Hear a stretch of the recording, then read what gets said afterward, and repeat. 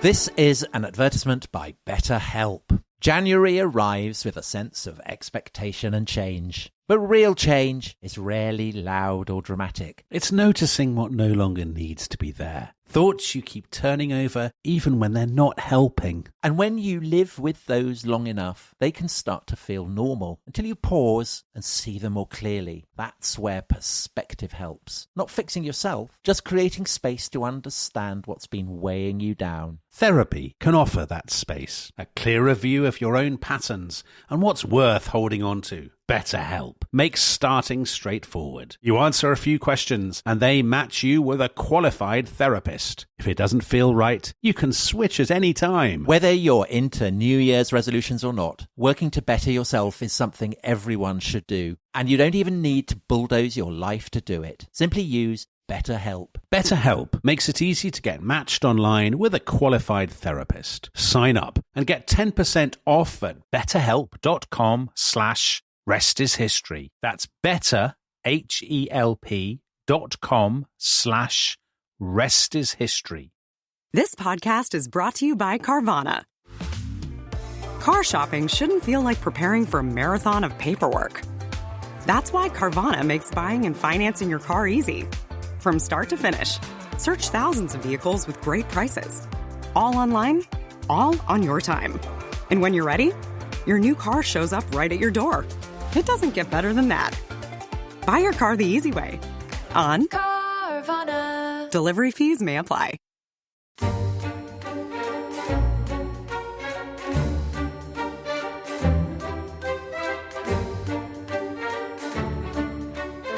Hello, welcome to the last episode of The Rest is History of 2021. It's the 31st of December, and as we go through the 12 days of Christmas, Dominic, today we've got two dates from history, both of which are not exactly cheery, are they? Well, it's every New Year, every New Year's Eve, my thoughts naturally turn to Jean-Bédel Bokassa, the leader of the Central African Republic, who later crowned himself emperor. Go on, Tom. What are you going to say? Well, no. So we've got him, and then I'll save I'll save my choice. Go on then. You save your choice. So I shall talk about Bokassa. So some listeners may remember that we had Tom Owolade talking about post-colonial Africa, the sort of decolonization and then the independent rulers and so on. And Bokassa is one of the bad boys, I think it's fair to say. He's the Caligula of... He is a bit.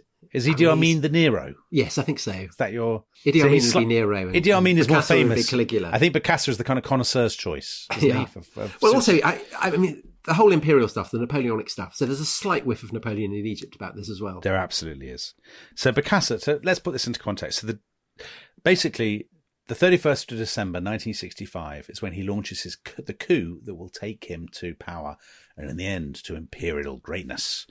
But he begins life in 1921, 100 years ago. He's one of 12 children. Large families have been a theme of the 12 days of Christmas, because you may remember, some of you, that... So is he Catholic? I would say they probably are. Well, Catholicism is probably there because they're in a French colony. Yeah. So he's born to a village chief in a place called Bobangui, which is I'm reading from my notes, a large Mbaka village in the Lobe Basin. Elaborate on that, Dominic. Well, I don't actually know what that means. Don't you? It's in the equatorial forest, it says here, in what's French equatorial Africa. So basically in the heart of Africa. The Central African Republic. Right. But this is a very kind of little known part of Africa. It's Chad, right? It's kind of bordered by Chad, South Sudan, sort of various other places. It's now the Central African Republic is one of the two poorest places really on the planet. I think this and Niger are the two places with some of the lowest living standards. So basically Bokassa, his father, he becomes orphaned quite young. I think his father was killed in a fight with some Frenchmen or something. And he joins the French army, which if you're a self-improving kind of person in Africa, is often what you do. It's what Idi Amin kind of did. You join the kind of colonial occupiers' army, and then you work your way up there. So he's a World War II veteran. He fights in France for the French. He actually fights his way into Germany. So this is the sort of side of the war hero side of him you don't often hear about. He carries on fighting for the French after World War II, and he fights with them in Indochina, in sort of Vietnam. And he's actually Dien Bien Phu, all that kind of stuff. All that stuff, exactly. And he's actually given the Légion d'honneur. So is he? The French think very highly of him. 1960, his colony, his homeland becomes independent. Becomes basically the Central African Republic. And its first president is a man who happens to be his cousin, who is a man called David Dacko. So 2 years later, Bokassa leaves the French army and he comes back to the Central African Republic, and he becomes... So all this time he's been serving with the French army. Well, serving with the French. He's always very close to the French. He becomes later very close to Valéry Giscard d'Estaing. Yes, he does. Yeah. So he becomes the commander of the Central African Army, basically because he's got all this experience. He's only got 500 soldiers, so it's a tiny, minuscule army in this very, very poor country. And he becomes the boss of the army. There are various reports that he insists on wearing all his medals, which annoys people. Mm-hmm. He wants to sort of show off how important he is. And he also always wants to sit next to his cousin at ceremonies. And other people don't think he should do this. He doesn't like this. There are increasingly heated arguments about where you sit at the president's table. This is why you need a round table. Well, it is. And Bokassa takes this terribly seriously and is very put out that he doesn't get to sit next to his cousin. His cousin, foolishly, does not take it so seriously and thinks it's hilarious. Bokassa, a beginner's error. Bokassa. Get to 1965 and there's military coups in Africa, left, right and centre, as the original kind of founding fathers of independence are displaced. Somebody says to Dacko, are you not worried that your cousin, who's so cross about the seating arrangements at dinner, is going to pull off a coup? And he says, no. Colonel Bokassa only wants to collect medals, and he's too stupid to pull off a coup d'etat. Now, oh dear, schoolboy. I mean, that is asking for trouble. As soon as you say that in Africa in the 1960s, the coup happens immediately afterwards. They couldn't hit an elephant at this dist. That's exactly what happens. So Bokassa decides Dacko starts to build up his own presidential guard, and Bokassa thinks, right, it's now or never.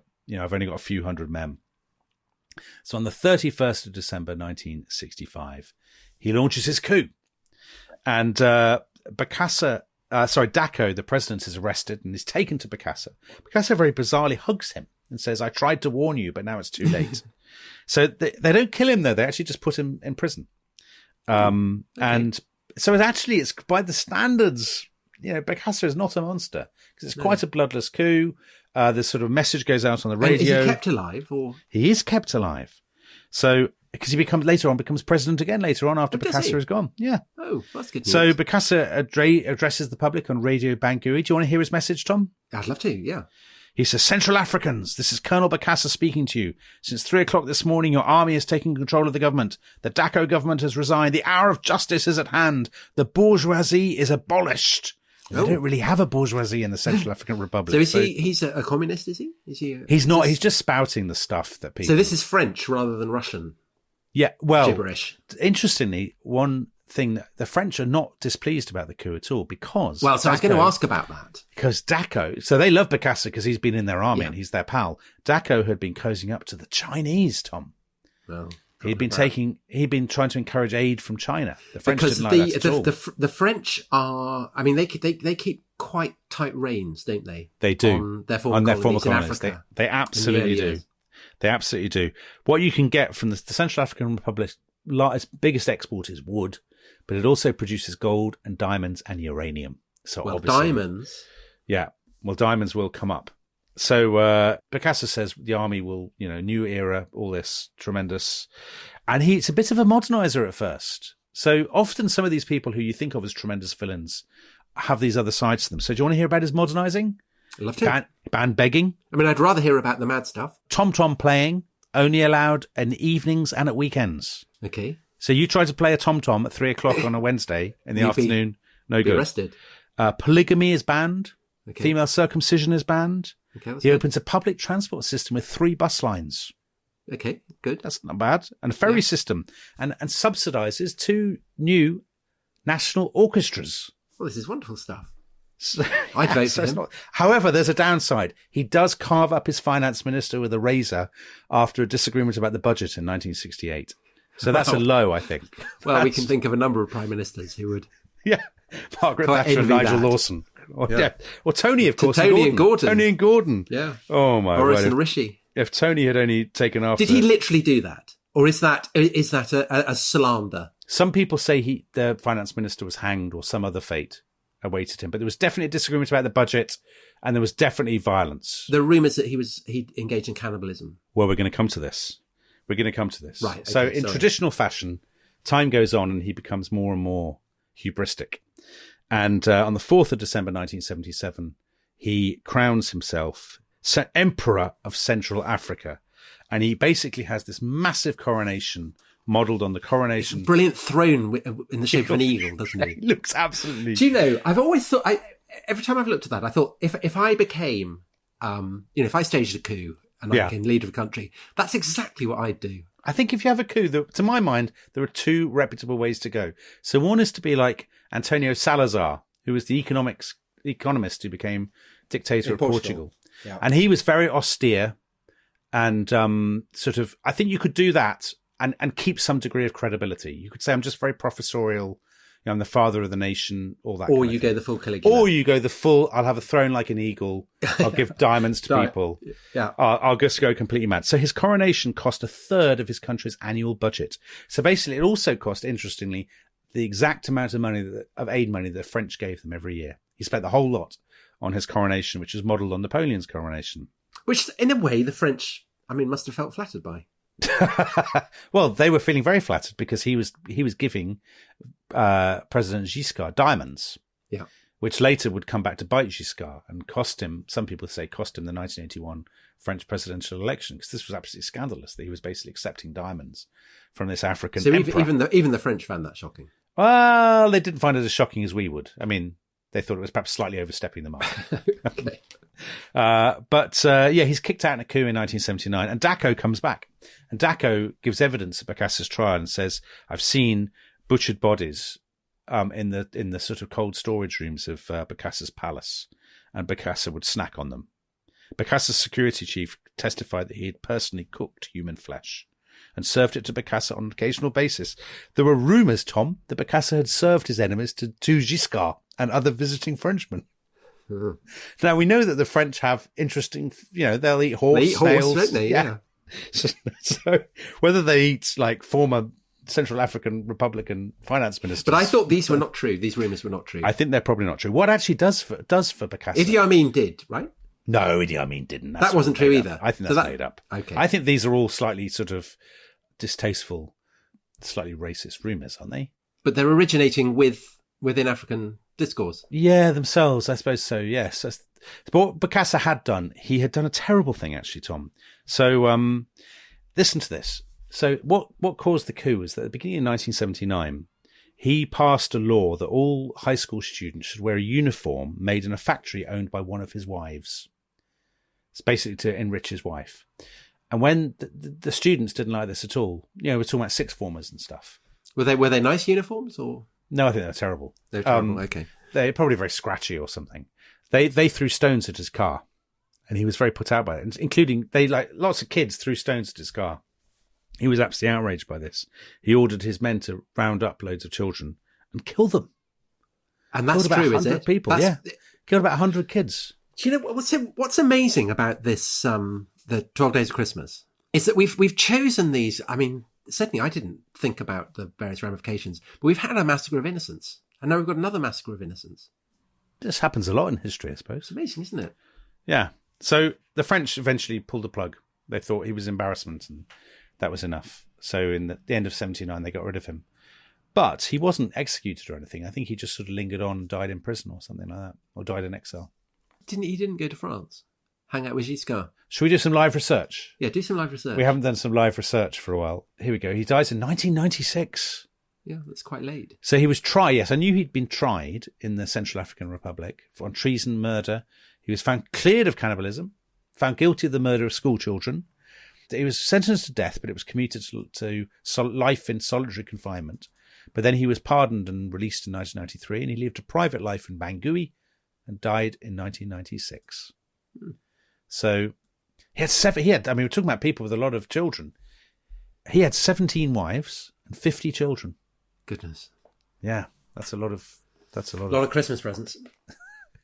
Yeah, there's a nice Christmas theme to end our discussion of the Emperor Bokassa. Well, I thought that was fascinating.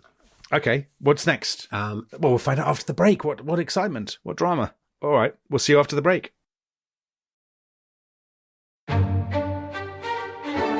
This episode is brought to you by Rocket Money. Tom, we often talk about how to organise our finances. I'm very conscious that I'm paying for a lot of mad subscriptions. And there's one thing that we've talked about often on this show. It's the thing that we probably hate more than any other, and it's a hidden fee. I would love to get my finances under control. There are all these things piling up on our bank statements, and I think I need to fix this problem. I need to sort this out and to stop this. I mean, my finances are so chaotic that I need this app. So I'll tell you what it is. It's called Rocket Money. It's a personal finance app that helps find and cancel your unwanted subscriptions. It monitors your spending and it helps to lower your bills so that you can grow your savings. With Rocket Money, you can track all of your subscriptions and you can easily cancel within the app with just a few taps, saving you time, avoiding charges. And you can also set budgets and goals and get personalized insights and regular reports to track how you're doing. They will even send you real-time alerts for large transactions, upcoming bills, refunds, and even low balances. So let Rocket Money help you reach your financial goals faster. Join at rocketmoney.com/ishistory. That's rocketmoney.com/ishistory. rocketmoney.com/ishistory.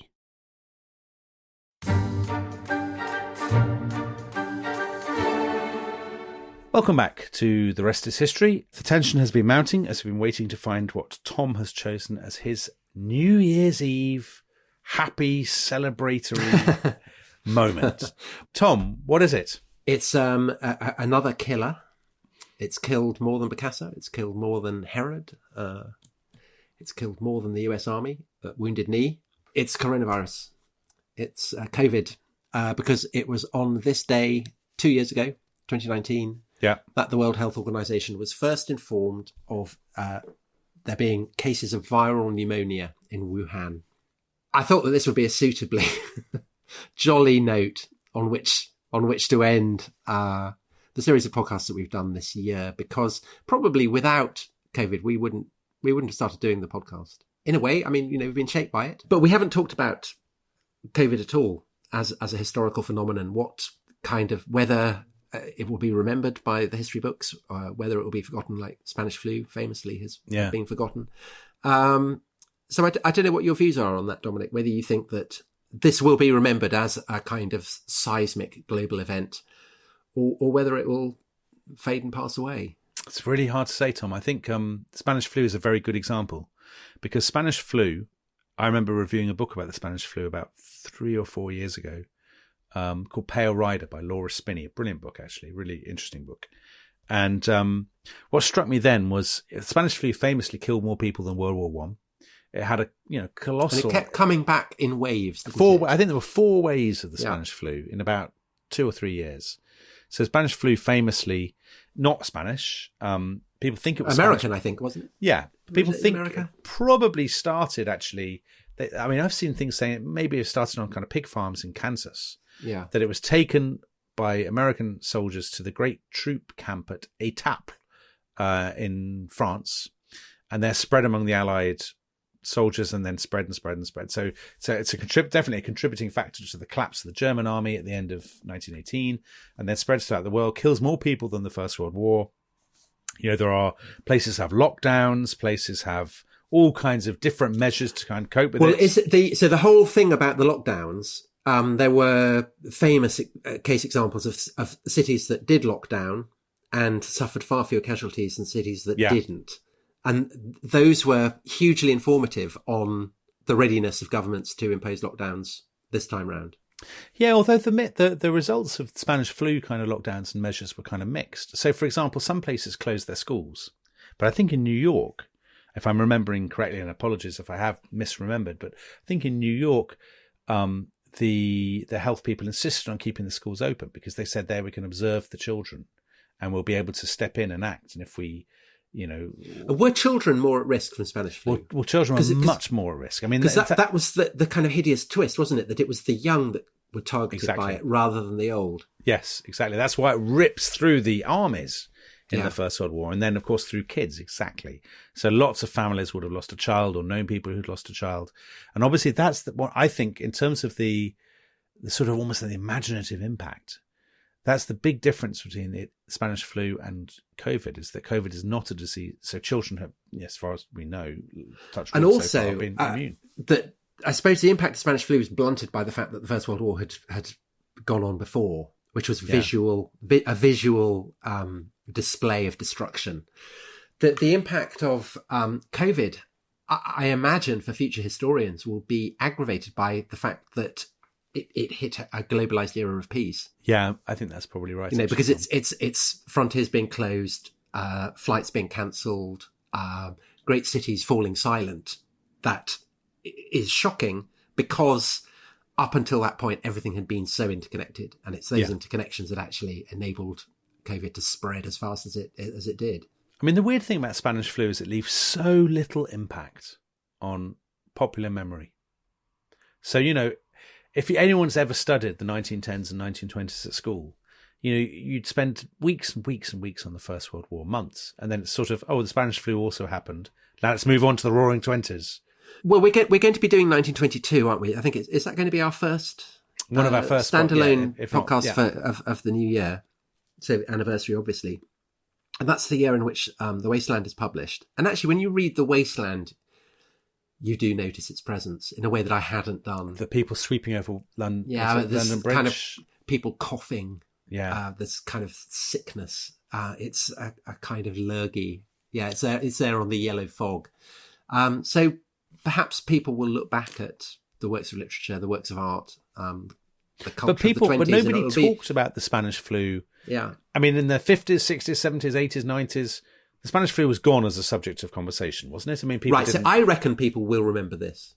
I think it will be remembered as a kind of seismic historical event for two reasons. Go on. The first is that the world was, just saying, has been so much more interconnected than it was in the early 1920s. Yeah. And so the effect of lockdowns, of governments putting up national barriers, seismically much, much greater. Yeah. And people have been able to have lockdowns to the degree that they've been able to because of the improvement in technology. Yeah. You simply couldn't, you couldn't do Zoom in 1920. No, of course. So people just had to carry on. And, quite a lot of people can die in the background without the mass of society noticing. Yeah. I mean, that's the kind of the grim truth of it. Every year we have, hundreds and hundreds of people die of flu and it barely registers. So the fact that you have all this amazing footage of the great streets of the great cities going silent. I mean, that's there, it's recorded, people will look at it and they will serve as very, very powerful visual signifiers of what happened. And I think the other reason, and I think this is still very much open, what the impact will be, is that China behaved disgracefully over the early months. And I think that a question that was seen as very much a kind of crankish, Piers Corbyn-esque perspective a year ago, the idea that it had been, perhaps a leak from the laboratory at Wuhan, I think is now, it's more broadly accepted as certainly as a possibility. I don't think the truth will ever be known. But I think that will, I think that has measurably darkened international perspectives on China over the past year. I think that globally people are a lot more suspicious of China than they were. I think that's possibly true. Also coincides, of course, with the Chinese crackdown on the Uyghurs, doesn't it? So I think it's expressive of that. And Hong Kong. So there's sort of a series of things at once. I think what will make it remembered is probably the government response to it rather than COVID itself. So because the government response to it has obviously been, when I say intrusive, I mean it's obviously literally been intrusive in the sense that it has forced you to stay at home. You have the app, you have test and trace, you have all these things which obviously didn't really exist in the 1920s. It's obviously had an economic impact because of lockdowns. So I think it's been a catalyst it's accelerated changes that were already underway. The death of the development of podcasts, for instance. The development of podcasts is actually an example of that, though, isn't it? The decline of traditional media and the rise of new media, the move to online shopping and so on, the development of the digital economy, all those kinds of things. I mean, they've been speeded up by COVID. They would have happened anyway, but more slowly, I think.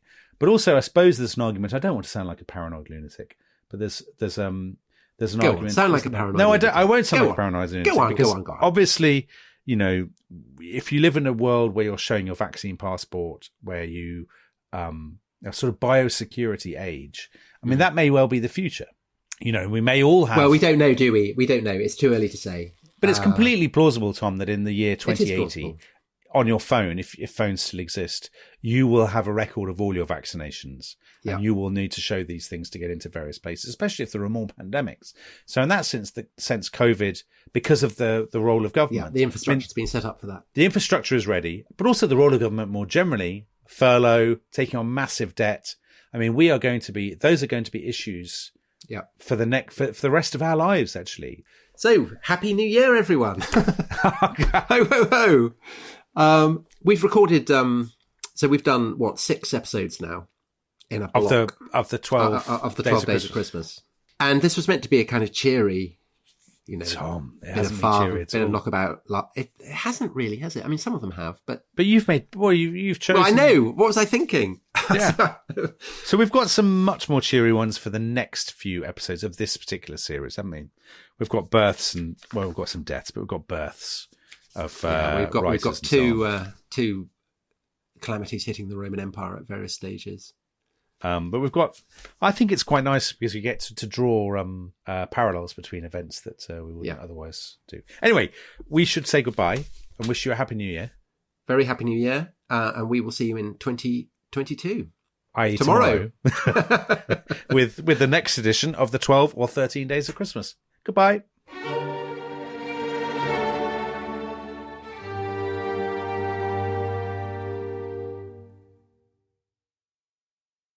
Thanks for listening to The Rest is History. For bonus episodes, early access, ad-free listening, and access to our chat community, please sign up at restishistorypod.com. That's restishistorypod.com.